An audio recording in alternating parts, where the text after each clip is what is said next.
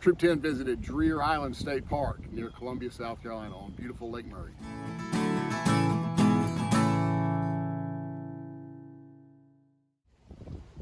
We camped this past weekend at Dreher Island State Park on Lake Murray near Chapin, South Carolina. Dreher Island State Park is one of the most visited state parks in the South Carolina State Park system for a reason. It's absolutely beautiful.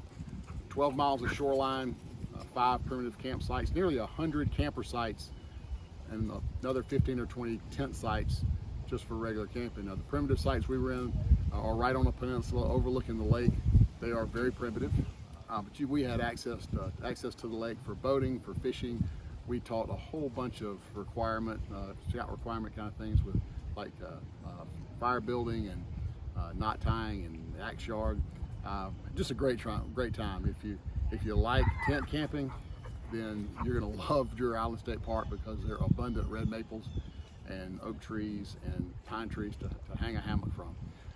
I cannot recommend Dreher Island State Park enough. We had a fantastic trip. I hope you enjoy these pictures.